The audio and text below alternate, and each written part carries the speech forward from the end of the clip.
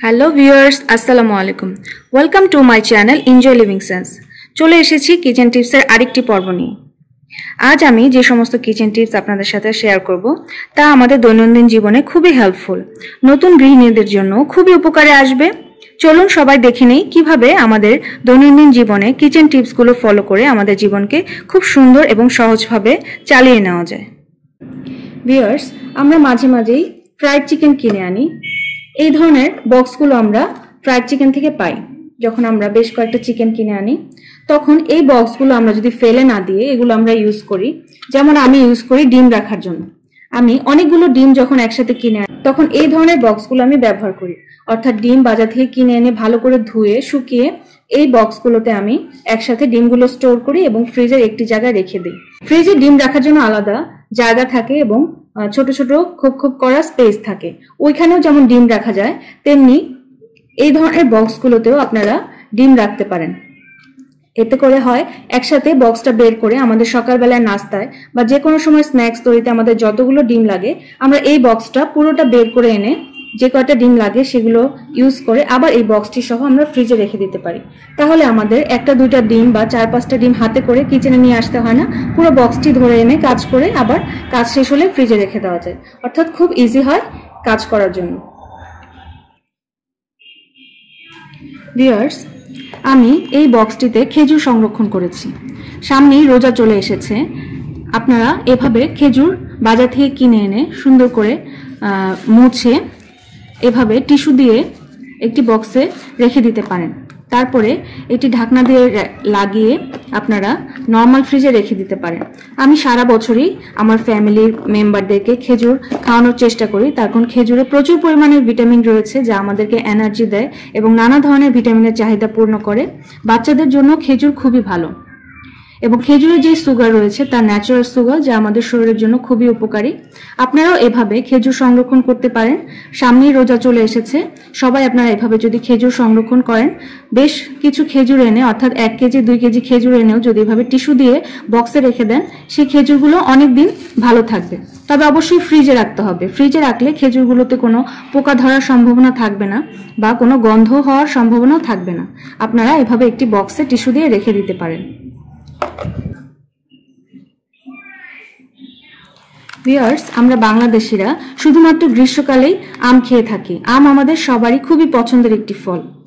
যখন বাজারে আমের দাম কম থাকে তখন আমরা বেশ কিছু আম কিনে অর্থাৎ বেশ কয়েক কেজি আম কিনে যদি আমরা এভাবে পিস পিস করে ডিপে সংরক্ষণ করি, যেমন আমি করেছি।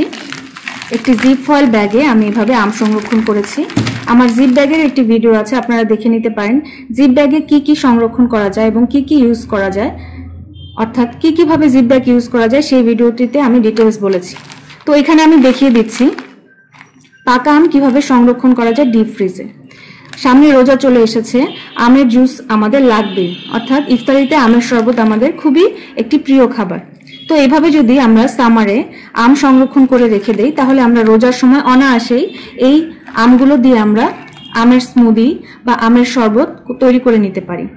প্রথমে আমি করেছি পাকা আমগুলোকে পিস পিস করে রেখে আলাদা একটি বাটিতে আমি ডিপে এগুলো শক্ত করে নিয়েছি।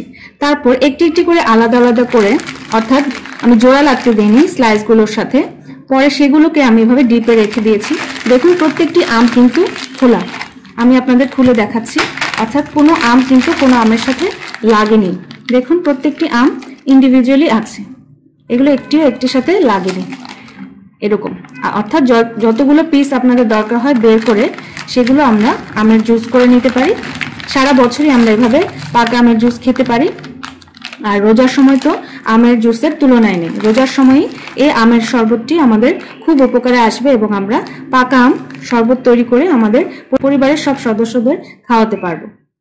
ভিউয়ার্স, এখানে লেখা দেখেই বুঝতে পারছেন আমি এখানে জলপাই স্টোর করেছি। অর্থাৎ এখানে আমি ডাল জলপাই লিখে এখানে কিছু জলপাই স্টোর করেছি। এরকম আরো 4-5টি ডিব্বাতে আমি এরকম জলপাই স্টোর করেছি। যখন বাজারে প্রচুর জলপাই থাকে তখন আপনারা যদি এভাবে জলপাইগুলোকে স্টোর করেন সারা বছর আপনারা নানা রকম আচার তৈরি করতে পারেন।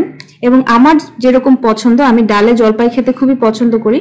তো আমার মাঝে মাঝে আমি ডালে এখান থেকে জলপাই নিয়ে জলপাই দিয়ে জলপাই ডাল তৈরি করি এবং এটি আমার খুবই পছন্দ। আপনারাও এই টিপসটি ফলো করতে পারেন।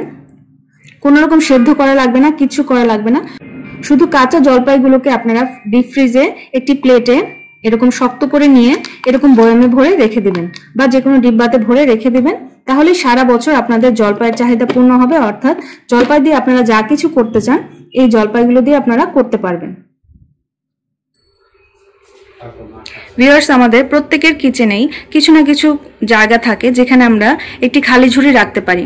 আমার কিচেন কাউন্টারের সাথে যারা পরিচিত, অর্থাৎ আমার আগের ভিডিওগুলো যারা দেখেছেন তারা জানেন আমার কিচেনের এই সাইডটাতে আমি স্পাইস রাখি এবং কিছু প্রয়োজনীয় জিনিস রাখি এবং এই কর্নারটিতে আমি একটি খালি ঝুড়ি রাখি, যে ঝুড়িটাতে আমি আপনাদের দেখাচ্ছি আমি পেঁয়াজ আলু রেখে দেওয়ার চেষ্টা করি, বা যখন খালি থাকে তখন কিছু ফ্রুটসও রাখি।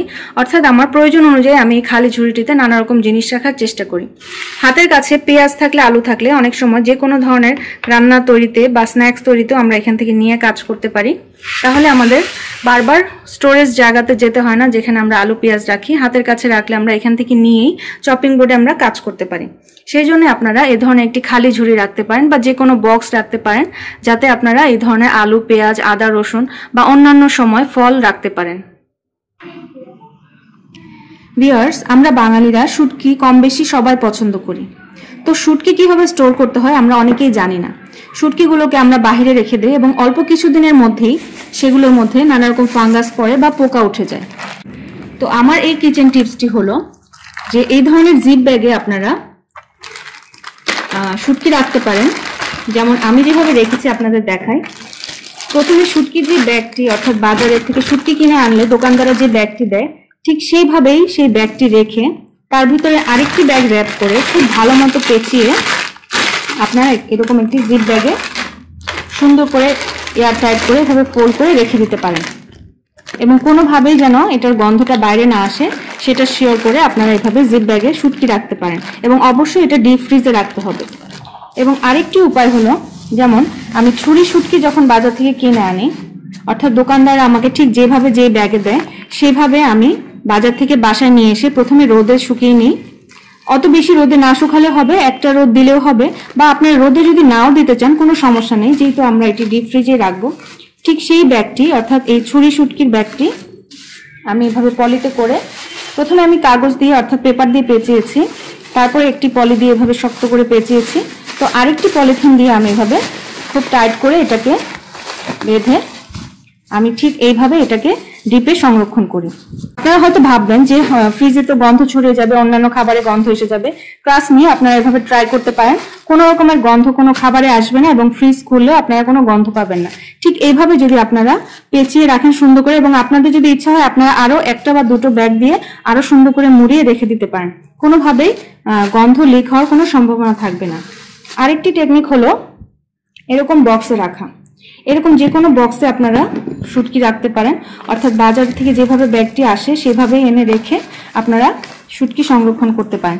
এতে করে হবে কি 2 মাস 3 মাস 6 মাস এমনকি 1 বছর পর্যন্ত আপনারা শুটকি সংরক্ষণ করতে পারবেন, কোনো রকমের ফাঙ্গাস পড়া ছাড়াই, ছত্রাক পড়া ছাড়াই এবং পোকা ওঠা ছাড়াই খুব সুন্দরভাবে আপনারা সারা বছর শুটকি খেতে পারবেন। অর্থাৎ ডিপ ফ্রিজ থেকে নামিয়ে প্রয়োজন অনুযায়ী বের করে এবং সেটা আবার বক্সে রেখে দিলেই হলো, সারা বছর আপনারা শুটকি খেতে পারবেন। তো নতুন গৃহিণীরাও এই টিপসটি ফলো করতে পারেন। আর তো আমি আবার নতুন করে আপনাদের সাথে শেয়ার করলাম। ভিউয়ার্স, আজকের মতো এগুলোই ছিল আমার কিচেন টিপস। আশা করি আপনাদের উপকারে আসবে। নতুন গৃহিণীদের জন্য আমার শুভেচ্ছা রইল তাদের নতুন সংসারের। আশা করি আপনারা আমার এই টিপসগুলো ফলো করে আপনাদের জীবনকে আরো সুন্দর করে নিতে পারবেন। আর আমরা যারা অনেক বছর ধরে সংসার করছি তারা এই টিপসগুলো কম বেশি সবাই জানে, তারপরেও আমি কিছু শেয়ার করার চেষ্টা করলাম যাতে আমাদের সবারই কিছু না কিছু উপকারে আসে। তো ভিউয়ার্স, আমার জন্য দোয়া করবেন, আমার পরিবারের জন্য দোয়া করবেন এবং আমার চ্যানেলের সাথেই থাকবেন। আমার চ্যানেলটি সাবস্ক্রাইব করবেন। আর যারা নতুন আজকে আমার এই চ্যানেলে তাদের সবাইকে আমার চ্যানেলটি সাবস্ক্রাইব করার অনুরোধ রইল, বেল আইকন সহ। তাহলে আমার নিত্য নতুন ভিডিও আপনাদের মোবাইলে পৌঁছে যাবে নোটিফিকেশন সহ। তো ভিউয়ার্স, ভালো থাকবেন সবাই। আল্লাহ হাফেজ।